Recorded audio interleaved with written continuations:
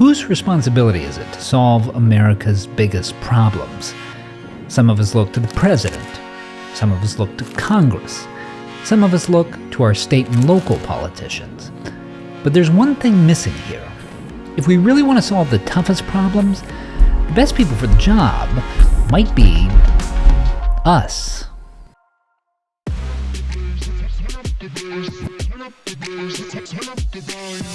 Say what you will about Americans, but we get stuff done. Okay, we know this sounds like a truck commercial, but bear with us. Throughout our history, there's a clear pattern. When a problem arises, Americans don't necessarily wait for someone else to solve it for them. They roll up their sleeves and do it themselves. In fact, this trait runs so deep that it was noticed as far back as the 1830s, when Alexis de Tocqueville, a French aristocrat touring the US, noted how often he saw what he called associations, groups of Americans who banded together without government assistance to solve civic problems. On his visit, Tocqueville noted that Americans of all ages, all conditions, and all minds constantly unite. He noted that Americans use associations to found seminaries, to build inns, to raise churches, to distribute books, and to create hospitals, prisons, and schools. And he noted how different this was from the old world. Everywhere that at the head of a new undertaking you see the government in France and a great lord in England, he wrote, count on it that you perceive an association in the United States. It was the last time in recorded history that a Frenchman said something nice about the US. But also, you can see where he was coming from. America has a long history of precisely these kinds of efforts. Even when we were still a British colony, a group of young men in Philadelphia, led by Benjamin Franklin, created the first subscription-based lending library in the country, the first volunteer firefighting brigade in Pennsylvania, and the nation's first charity hospital. In the 1800s, the country saw the flourishing of mutual aid societies, private charitable organizations dedicated to reducing the suffering of people in need. That would prove especially important to Black Americans fleeing slavery. In fact, just a few years after Tocqueville's visit, it was a mutual aid organization in New York that took in a runaway slave from Maryland named Frederick Douglass. And these kinds of grassroots efforts continued into the 20th century. In the 1930s, 3 recovering alcoholics in Akron, Ohio, began a support group to help people maintain sobriety. Today, we know it as Alcoholics Anonymous, and its work is helping people in approximately 180 countries around the world. All of these initiatives grow out of what's often called civil society, efforts that come not from government or from business, but from everyday Americans banding together to solve problems and improve their communities. Now, it's easy to think of these kinds of efforts as relics of a bygone past when government did less and communities were more closely knit together.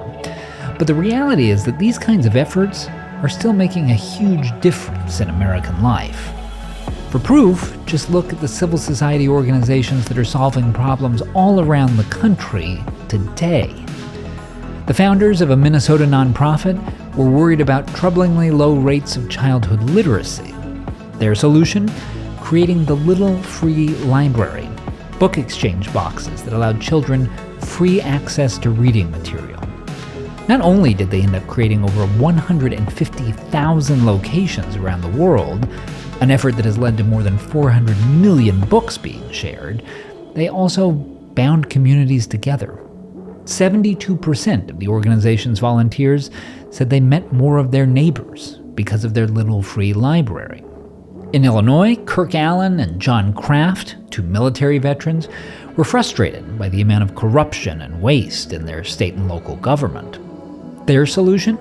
They started an organization called Edgar County Watchdogs, an institution, we should note, that consists of just the 2 of them in their truck, and began systematically requesting government documents and attending government meetings to ferret out abuses of taxpayer money. The result? They've been responsible for the removal of 425 corrupt officials from public office. and they've now taught over 1,000 other watchdogs how to apply these techniques in their own communities. In Florida, Megan Rose noticed that the state's foster care system was overwhelmed with cases. And she also noticed that the system was often doing a disservice to families, creating prolonged separations between parents and children when all the parents really needed was a little time to get back on their feet. Her solution? She started a nonprofit called Better Together, which allowed children to get temporary care in a loving home, while also helping their parents find jobs, and still allowing them to visit their kids. And the results speak for themselves. Since the program began in 2015, it's provided temporary homes for more than 7,000 Florida children. And in 98% of cases, those kids never had to enter the foster care system. The program has been so successful that the state of Florida even recommends many of the cases that might otherwise go to the foster care system to Better Together instead. And that demonstrates precisely why civil society efforts can be so valuable. They're not just about taking care of problems government isn't addressing. They're also about taking care of problems that government simply isn't able to address. Because while government may be good at writing checks or filling potholes, what it can't replace is the human connections that make communities thrive. Notice it when kids don't have enough books to read, comforting an addict by telling him that you've been there too, helping down on their luck families get back on their feet. These things can only be accomplished by people. People who care. People who love their community and want to make it better. Most of us will never be president or a member of Congress. We won't be Ben Franklin or a heroic abolitionist. But we don't have to be. Whether it's something as large as starting an organization or something as modest as just adding a book to a little free library, all of us are capable of making the world a little bit better than it was the day before. All of us have the power to improve our communities. All of us have some special expertise we can use to serve others. All of us have compassion, care, and kindness to spare. And when we band together and put those tools to use in civil society, there's virtually no limit to what we can accomplish. I mean, do it really well and you might even get a compliment from a Frenchman.